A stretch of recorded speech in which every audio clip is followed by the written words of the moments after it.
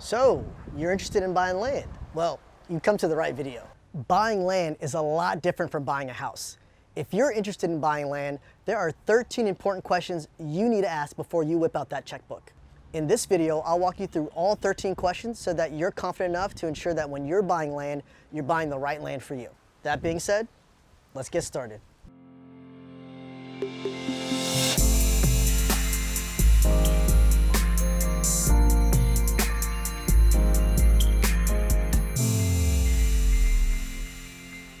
Question number one. So what do you want to use the land for? There are a ton of different uses for land. So you really want to know what you want to use the land for before you actually buy something.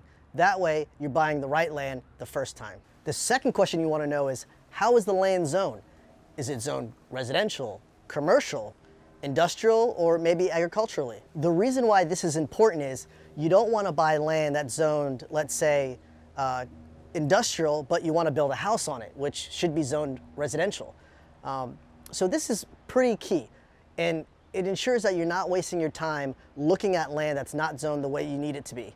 However, do keep in mind, you can sometimes, in some cases, change the zoning of the land that you eventually own or will buy, and that could be possible depending on the state or city that you live in. But it does take work. So I recommend ensuring that the land that you're buying initially is zoned for what you want it to be. The third question you want to ask is, are there any easements on the property? An easement is a legal right for someone else to use or access someone else's property. An example could be a walkway to a public beach. Another example could be power lines that you see going through acres and acres of land. These are all examples of easements. The fourth question you want to ask before you buy any land is, how is access to the property achieved?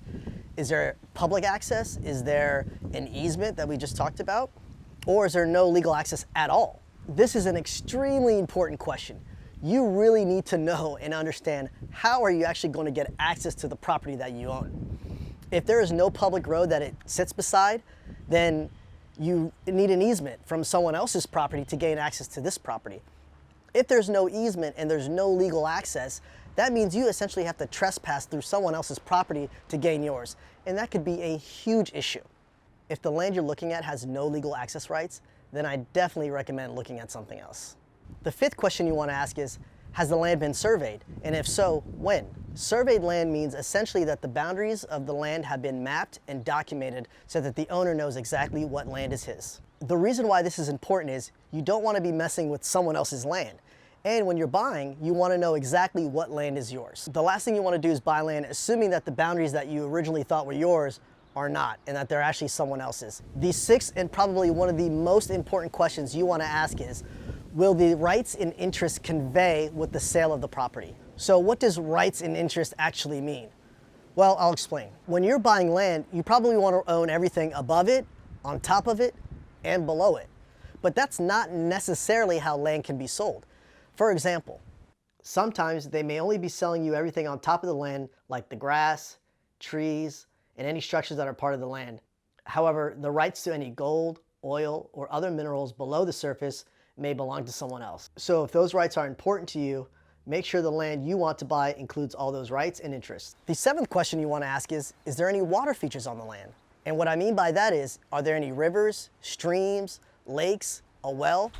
If there's water on the land, you definitely want to know about it, because water is essentially a very important asset. When you have water on the property, it makes that land that much more valuable. So it's really important to know ahead of time if there's any water on the property you plan on buying. The eighth question you want to ask is, are there any known environmental defects or issues with the property? If there were any chemical spills, oil spills, or other pollutants to the property, you definitely want to know about it. The ninth thing you want to know is, are there any public utilities around? This is a pretty important question if you plan to build a house or have some type of structure where you're going to need access to electricity, gas, or running water. If there are public utilities around, it makes it a lot easier to bring those services to your property, and it also makes it a lot cheaper. If they're very far away, it could be very expensive to bring those type of services to the property that you own. The 10th question you want to ask is, what is the current owner using the land for? If the current owner is using the property as a coal mine and you want to build a farm, it's probably not the right property for you. So question number 11 adds to that. You want to know, what are your neighbors using their property for? If the neighbors are using the property for an industrial use and you want to build a residential house on yours, and you didn't know that, you're probably going to regret it, because now you're going to have a residential house next to, a big industrial area, which could be pretty loud. So ensure you also ask that question. The 12th question you want to ask, especially if it's a big property, is are there any trails or roads on the property? This is beneficial to know because if it's a large property, you want to be able to commute and travel within it pretty easily. So if there are already trails and roads built in it, it makes your job and your life a lot easier if that's already there. The 13th and last question you want to ask is, are there any potential government actions against the property? And what I mean by that is there any potential for eminent domain? Eminent domain essentially means the government can take your land away as long as they pay you the fair market value of the land. For those living on our southern border with Mexico, they know all too much about this.